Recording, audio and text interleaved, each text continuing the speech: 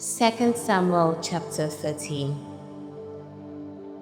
In the course of time, Amnon, son of David, fell in love with Tamar, the beautiful sister of Absalom, son of David. Amnon became so obsessed with his sister Tamar that he made himself ill. She was a virgin, and it seemed impossible for him to do anything to her. Now Amnon had an advisor named Jonadab, son of Shimeah, David's brother. Jonadab was a very shrewd man. He asked Amnon, "Why do you, the king's son, look so haggard morning after morning? Won't you tell me?" Amnon said to him, "I'm in love with Tamar, my brother Absalom's sister." "Go to bed and pretend to be ill," Jonadab said. "When your father comes to see you, say to him, 'I would like my sister Tamar to come and give me something to eat. Let her prepare the food in my sight so I may watch her, and then eat it from her hand.'" So Amnon lay down and pretended to be ill. When the king came to see him, Amnon said to him, "I would like my sister, Tamar, to come and make some special bread in my sight, so I may eat from her hand." David sent words to Tamar at the palace, "Go to the house of your brother Amnon and prepare some food for him." So Tamar went to the house of her brother Amnon, who was lying down. She took some dough, kneaded it, made the bread in his sight, and baked it. Then she took the pan and served him the bread, but he refused to eat. "Send everyone out of here," Amnon said. So everyone left him. Then Amnon said to Tamar, "Bring the food here into my bedroom so I may eat from your hand." And Tamar took the bread she had prepared and brought it to her brother Amnon in his bedroom. But when she took it to him to eat, he grabbed her and said, "Come to bed with me, my sister." "No, my brother," she said to him. "Don't force me. Such a thing should not be done in Israel. Don't do this wicked thing. What about me? Where could I get rid of my disgrace? And what about you? You would be like one of the wicked fools in Israel. Please speak to the king. He will not keep me from being married to you." But he refused to listen to her. And since he was stronger than she, he raped her. Then Amnon hated her with intense hatred. In fact, he hated her more than he had loved her. Amnon said to her, "Get up and get out." "No," she said to him. "Sending me away would be a greater wrong than what you have already done to me." But he refused to listen to her. He called his personal servant and said, "Get this woman out of my sight and bolt the door after her." So his servant put her out and bolted the door after her. She was wearing an ornate robe, for this was the kind of garment the virgin daughters of the king wore. Tamar put ashes on her head and tore the ornate robe she was wearing. She put her hands on her head and went away, weeping aloud as she went. Her brother Absalom said to her, "Has that Amnon, your brother, been with you? Be quiet for now, my sister. He's your brother. Don't take this thing to heart." And Tamar lived in her brother Absalom's house, a desolate woman. When King David heard all this, he was furious. And Absalom never said a word to Amnon, either good or bad. He hated Amnon because he had disgraced his sister Tamar. 2 years later, when Absalom's sheep shearers were at Baal Hazor near the border of Ephraim, he invited all the king's sons to come there. Absalom went to the king and said, "Your servant has had shearers come. Will the king and his attendants please join me?" "No, my son," the king replied. "All of us should not go. We would only be a burden to you." Although Absalom urged him, he still refused to go but gave him his blessing. Then Absalom said, "If not, please let my brother Amnon come with us." The king asked him, "Why should he go with you?" But Absalom urged him, so he sent with him Amnon and the rest of the king's sons. Absalom ordered his men, "Listen, when Amnon is in high spirits from drinking wine and I say to you, 'Strike Amnon down,' then kill him. Don't be afraid. Haven't I given you this order? Be strong and brave." So Absalom's men did to Amnon what Absalom had ordered. Then all the king's sons got up, mounted their mules, and fled. While they were on their way, the report came to David, "Absalom has struck down all the king's sons. Not one of them is left." The king stood up, tore his clothes, and lay down on the ground. And all his attendants stood by with their clothes torn. But Jonadab, son of Shimeah, David's brother, said, "My lord should not think that they killed all the princes.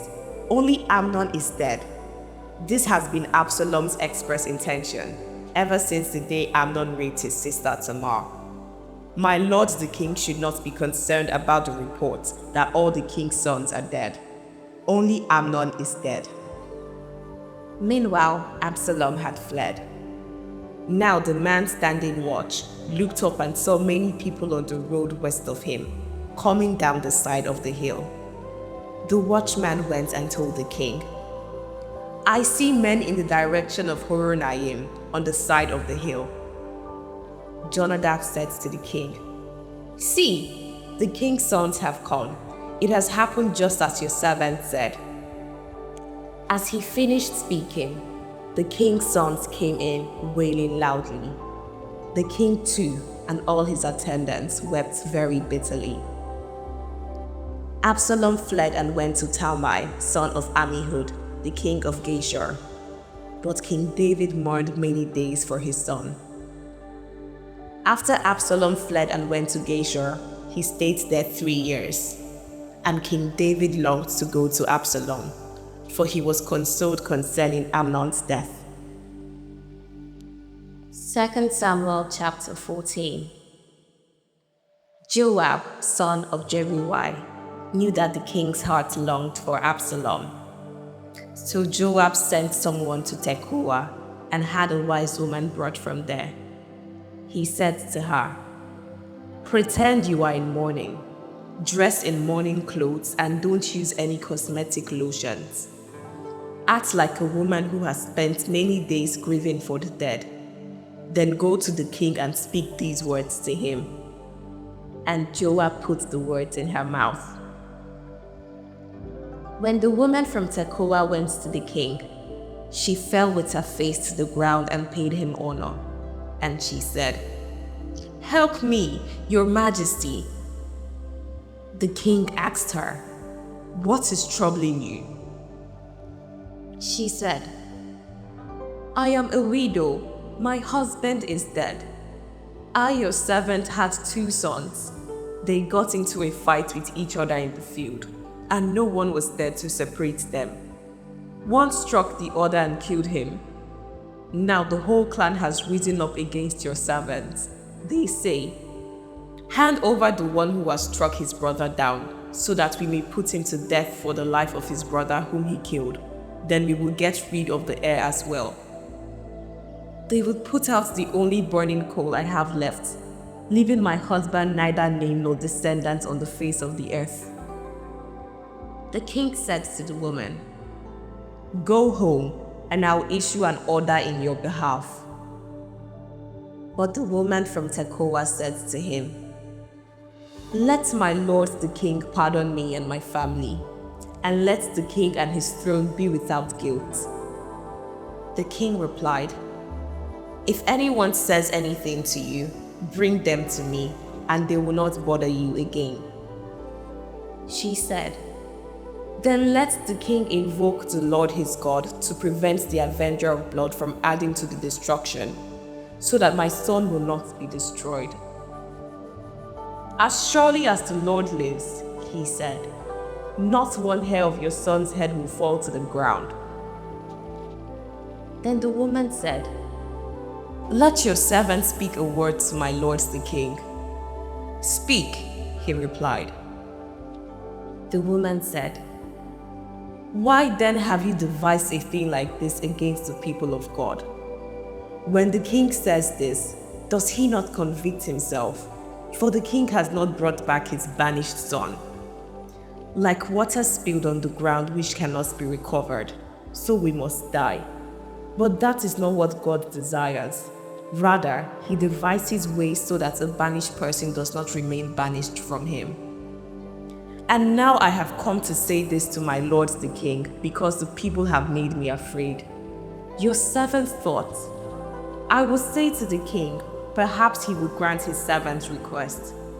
Perhaps the king will agree to deliver his servant from the hand of the man who is trying to cut off both me and my son from God's inheritance. And now your servant says, may the word of my lord the king secure my inheritance. For my lord the king is like an angel of God in discerning good and evil. May the Lord your God be with you. Then the king said to the woman, don't keep from me the answer to what I am going to ask you. Let my lord the king speak.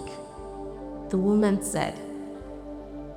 The king asked, isn't the hand of Joab with you in all this? The woman answered, as surely as you live, my lord the king, no one can turn to the right or to the left from anything my lord the king says. Yes, it was your servant Joab who instructed me to do this and who put all these words into the mouth of your servants. Your servant Joab did this to change the present situation. My Lord has wisdom like that of an angel of God. He knows everything that happens in the land. The king said to Joab, very well, I will do it. Go, bring back the young man Absalom. Joab fell with his face to the ground to pay him honor, and he blessed the king. Joab said, today your servant knows he has found favor in your eyes, my lord the king, because the king has granted his servant's request. Then Joab went to Geshur and brought Absalom back to Jerusalem. But the king said, he must go to his own house, he must not see my face. So Absalom went to his own house and did not see the face of the king. In all Israel, there was not a man so highly praised for his handsome appearance as Absalom. From the top of his head to the sole of his foot, there was no blemish in him.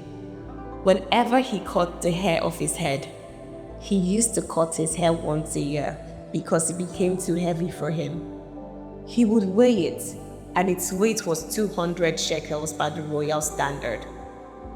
3 sons and a daughter were born to Absalom. His daughter's name was Tamar, and she became a beautiful woman. Absalom lived 2 years in Jerusalem without seeing the king's face. Then Absalom sent for Joab in order to send him to the king, but Joab refused to come to him. So he sent a second time, but he refused to come. Then he said to his servants, look, Joab's field is next to mine, and he has barley there. Go and set it on fire. So Absalom's servant sets the field on fire. Then Joab did go to Absalom's house, and he said to him, why have your servants set my field on fire? Absalom said to Joab, look, I sent words to you and said, come here so I can send you to the king, and asked, why have I come from Geshur? It would be better for me if I were still there. Now then, I want to see the king's face, and if I am guilty of anything, let him put me to death. So Joab went to the king and told him this. Then the king summoned Absalom, and he came in and bowed down with his face to the ground before the king. And the king kissed Absalom. 2 Samuel chapter 15. In the course of time, Absalom provided himself with a chariot and horses, and with 50 men to run ahead of him. He would get up early and stand by the side of the road leading to the city gate. Whenever anyone came with a complaint to be placed before the king for a decision, Absalom would call out to him, "What town are you from?" He would answer, "Your servant is from one of the tribes of Israel." Then Absalom would say to him, "Look, your complaints are valid and proper, but there is no representative of the king to hear you." And Absalom would add, "If only I were appointed judge in the land. Then everyone who has the complaint or case could come to me, and I would see that they receive justice." Also, whenever anyone approached him to bow down before him, Absalom would reach out his hand, take hold of him, and kiss him. Absalom behaved in this way toward all the Israelites who came to the king asking for justice, and so he stole the hearts of the people of Israel. At the end of 4 years, Absalom said to the king, "Let me go to Hebron and fulfill a vow I made to the Lord. While your servant was living at Geshur in Aram, I made this vow. If the Lord takes me back to Jerusalem, I will worship the Lord in Hebron." The king said to him, "Go in peace." So he went to Hebron.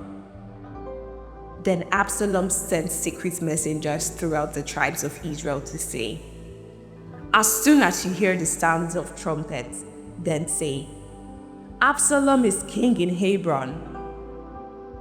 200 men from Jerusalem had accompanied Absalom. They had been invited as guests and went quite innocently, knowing nothing about the matter. While Absalom was offering sacrifices, he also sent for Ahithophel, the Gileonite, David's counselor, to come from Gilo, his hometown. And so the conspiracy gained strength, and Absalom's following kept on increasing. A messenger came and told David, "The hearts of the people of Israel are with Absalom." Then David said to all his officials who were with him in Jerusalem, "Come, we must flee, or none of us will escape from Absalom. We must leave immediately, or he will move quickly to overtake us and bring ruin on us, and put the city to the sword." The king's officials answered him, "Your servants are ready to do whatever our lord the king chooses." The king set out with his entire household following him, but he left 10 concubines to take care of the palace. So the king set out, with all the people following him, and they halted at the edge of the city. All his men marched past him, along with all the Kerethites and Pelethites, and all the 600 Gittites who had accompanied him from Gath marched before the king. The king said to Ittai the Gittite, "Why should you come along with us? Go back and stay with King Absalom. You are a foreigner, an exile from your homeland. You came only yesterday, and today shall I make you wander about with us when I do not know where I'm going? Go back and take your people with you. May the Lord show you kindness and faithfulness." But Ittai replied to the king, "As surely as the Lord lives, and as my lord the king lives, wherever my lord the king may be, whether it means life or death, there will your servants be." David said to Ittai, "Go ahead, march on." So Ittai the Gittite marched on with all his men and the families that were with him. The whole countryside wept aloud as all the people passed by. The king also crossed the Kidron Valley, and all the people moved on toward the wilderness. Zadok was there too, and all the Levites who were with him were carrying the ark of the covenant of God. They set down the ark of God, and Abiathar offered sacrifices until all the people had finished leaving the city. Then the king said to Zadok, "Take the ark of God back into the city. If I find favor in the Lord's eyes, he will bring me back and let me see it and his dwelling place again. But if he says, 'I am not pleased with you,' then I am ready. Let him do to me whatever seems good to him." The king also said to Zadok the priest, "Do you understand? Go back to the city with my blessing. Take your son Ahimaaz with you, and also Abiathar's son Jonathan. You and Abiathar return with your 2 sons. I will wait at the fords in the wilderness until word comes from you to inform me." So Zadok and Abiathar took the ark of God back to Jerusalem and stayed there. But David continued up the Mount of Olives, weeping as he went. His head was covered, and he was barefoot. All the people with him covered their heads too and were weeping as they went up. Now David had been told, "Ahithophel is among the conspirators with Absalom." So David prayed, "Lord, turn Ahithophel's counsel into foolishness." When David arrived at the summit where people used to worship God, Hushai the Archite was there to meet him, his robe torn and dust on his head. David said to him, "If you go with me, you will be a burden to me. But if you return to the city and say to Absalom, 'Your Majesty, I will be your servant. I was your father's servant in the past, but now I will be your servant,' then you can help me by frustrating Ahithophel's advice. Won't the priests Zadok and Abiathar be there with you? Tell them anything you hear in the king's palace. Their 2 sons, Ahimaaz, son of Zadok, and Jonathan, son of Abiathar, are there with them. Send them to me with anything you hear." So Hushai, David's confidant, arrived at Jerusalem as Absalom was entering the city. 2 Samuel chapter 16. When David had gone a short distance beyond the summit, there was Ziba, the steward of Mephibosheth, waiting to meet him. He had a string of donkeys saddled and loaded with 200 loaves of bread, 100 cakes of raisins, 100 cakes of figs, and a skin of wine. The king asked Ziba, "Why have you brought these?" Ziba answered, "The donkeys are for the king's household to ride on, the bread and fruits are for the men to eat, and the wine is to refresh those who become exhausted in the wilderness." The king then asked, "Where is your master's grandson?" Ziba said to him, "He is staying in Jerusalem because he thinks, 'Today the Israelites will restore to me my grandfather's kingdom.'" Then the king said to Ziba, "All that belonged to Mephibosheth is now yours." "I humbly bow," Ziba said.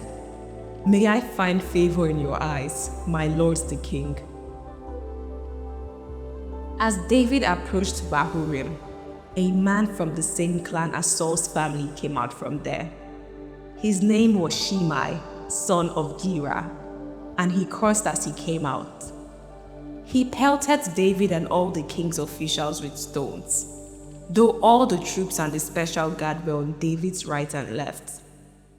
As he cursed, Shimei said, get out, you murderer, you scoundrel.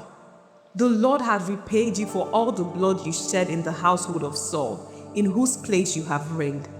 The Lord has given the kingdom into the hands of your son Absalom. You have come to ruin because you are a murderer." Then Abishai, son of Zeruiah, said to the king, "Why should this dead dog curse my lord the king? Let me go over and cut off his head." But the king said, "What does this have to do with you, you sons of Jeruel? If he is cursing because the Lord said to him, 'Curse David,' who can ask, 'Why do you do this?'" David then said to Abishai and all his officials, "My son, my own flesh and blood, is trying to kill me. How much more then these Benjamites? Leave him alone, let him curse, for the Lord has told him to. It may be that the Lord will look upon my misery and restore to me his covenant blessing instead of his curse today." So David and his men continued along the road, while Shimei was going along the hillside opposite him, cursing as he went and throwing stones at him and showering him with dirt. The king and all the people with him arrived at their destination exhausted, and there he refreshed himself. Meanwhile, Absalom and all the men of Israel came to Jerusalem, and Ahithophel was with him. Then Hushai the Archite, David's confidant, went to Absalom and said to him, "Long live the king! Long live the king!" Absalom said to Hushai, "So this is the love you show your friend? If he's your friend, why didn't you go with him?" Hushai said to Absalom, "No, the one chosen by the Lord, by these people, and by all the men of Israel, his I will be, and I will remain with him. Furthermore, whom should I serve? Should I not serve the son? Just as I served your father, so I will serve you." Absalom said to Ahithophel, "Give us your advice. What should we do?" Ahithophel answered, "Sleep with your father's concubines, whom he left to take care of the palace. Then all Israel will hear that you have made yourself obnoxious to your father, and the hands of everyone with you will be more resolute." So they pitched a tent for Absalom on the roof, and he slept with his father's concubines in the sight of all Israel. Now, in those days, the advice Ahithophel gave was like that of one who inquires of God. That was how both David and Absalom regarded all of Ahithophel's advice. This is the soothing word of God. If you enjoyed today's reading, please like, subscribe, comment what you think, and share with your friends. I would like to see you tomorrow. The Bible continues tomorrow. Same time, same venue. God bless you.